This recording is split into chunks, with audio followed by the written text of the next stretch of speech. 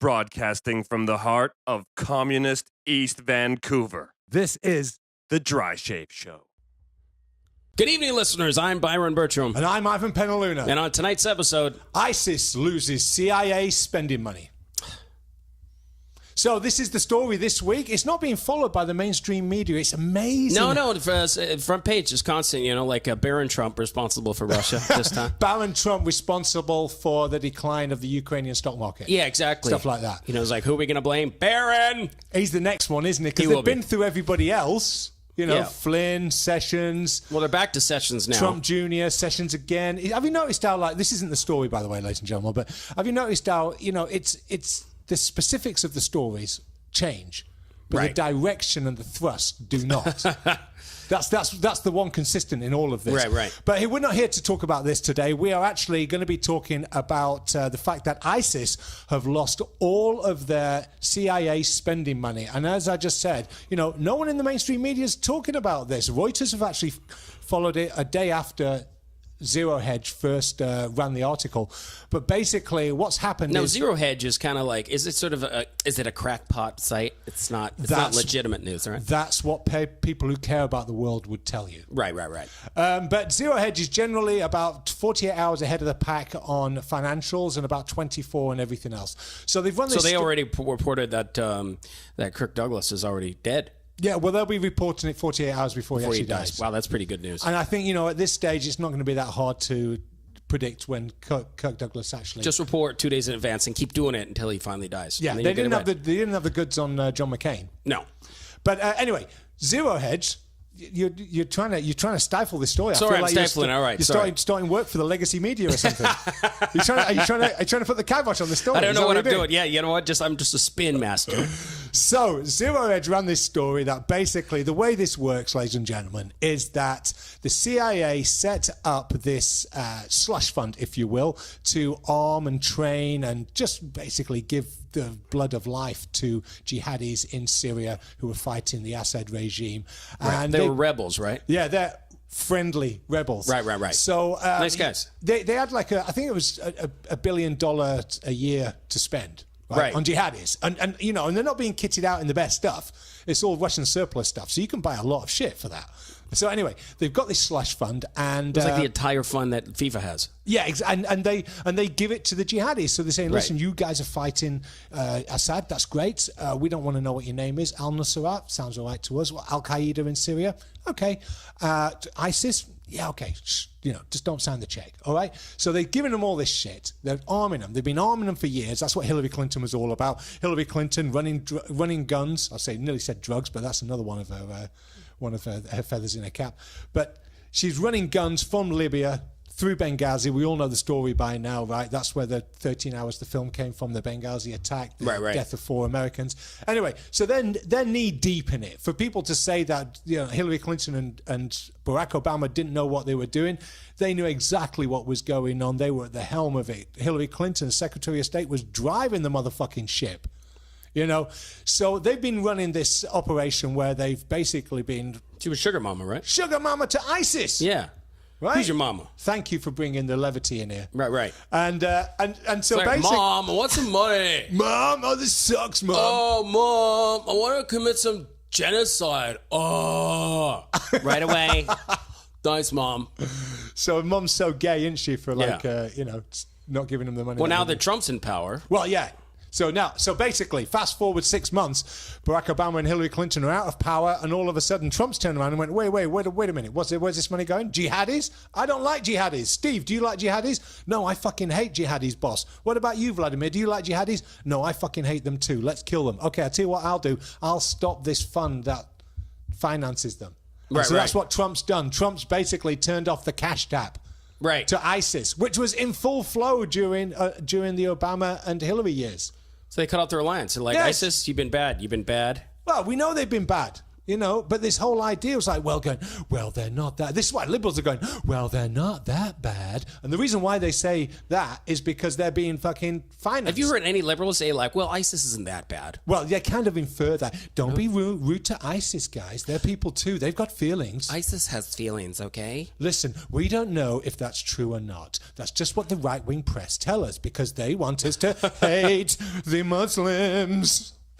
Yeah, but I don't know, like, any liberals who actually, like, I want to hear somebody be like, you know what? I think all people are beautiful people. They say that all the time. What the fuck is wrong with you? They do. But does I include that? So I guess ISIS under that umbrella, right? Yeah, I think so. Everybody's beautiful. Everybody's a special person. Listen, their religion's no worse than Catholicism.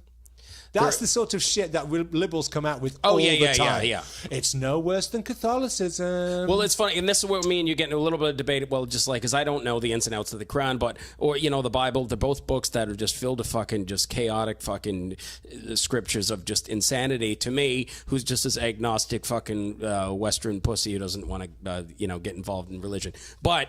The extreme religion, when you say like, okay, I hate Sharia law, would somebody be like, and Wahhabism, then it's like, well, you're still being judgmental. Well, yeah, of course they say that. You're not allowed to criticize Sharia law or people who... Have you met anybody who said you're not allowed to criticize Sharia law? Yeah. All the time. Well, those people are idiots. You're not allowed to criticize that. Who the fuck? Do you think what the liberal consensus feels like it's okay for a white man? Check your white male privilege at the door. Check your Sharia privilege. You cannot criticize somebody who's brown and their religion because you're white and you're a man. Where the fuck have you been living? That's the stock stance. It goes downhill from there. Yeah. So check your white male privilege at the door and don't criticize Muslims who are chopping off the heads of children. Yeah, but that's just complete insanity. Like, well, if you criticize, if lump the whole religion into one bubble, that's where me and you differ. If you reload the whole religion into one box, then you're just like, okay. But if you criticize Sharia law and Wahhabism, and somebody gives you attitude for that, well, then they're fucking idiots. Yeah, no, I'll go further. I'll buy the whole fucking box. Yeah, I'll buy the whole box and do that because the Prophet Muhammad was a terrible person and he's a terrible example. Right. He's a terrible example. I always say, if the Prophet Muhammad, if it was any other religion, he wouldn't even get a fucking interview. Do you know my biggest problem with Muhammad is everybody's named after that guy, I know. It's like, geez, have some originality. I know. You know what? Religious people, they don't name all their kids Jesus outside of like Mexico, maybe. Right. If you take it, is every Chinese guy named Buddha? Like, no. Or what about the world of literature? You've got certain characters in literature who, they're not favorable, right? Or even in the Bible, Caiaphas, he's one of the high priests. He's one of the nasty high priests. Do you ever meet kids called Caiaphas? No, never. No, Caiaphas. He wasn't that bad a guy. In comparison to Muhammad, he was a good role model for children. I'm going to name my kids Caligula if I had the opportunity. Yeah, well, there you go. Even Caligula. I would say that Caligula and Muhammad, Caligula's probably... Yeah, I think Caligula's worse, but it's not much in it. Oh, really? Oh, yeah. Yeah, Muhammad was a motherfucker. He was a bad guy. But you were allowed to criticize Caligula, I guess. Well, I'm not allowed to criticize Muhammad anymore because I can actually now be prosecuted under Bill C-16 by the Trudeau progressive. Do you think there should be a Roman emperor bill? Yeah, you can't criticize historical Roman emperor figures. You can't criticize them. Because that would be racist against Romans. Yeah, exactly. Check your Roman privilege. Check your Roman privilege. Check your white privilege. Yeah. I think his skin tone is at least 2 tones darker than yours. Hello.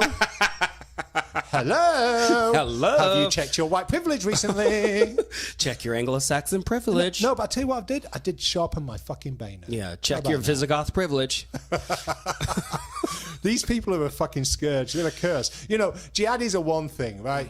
ISIS are one thing. You know what? At the same time, you go, you're ISIS. You do what it says on the tin. Liberals. Fucking scumbags, progressive. These are the real enemy of society.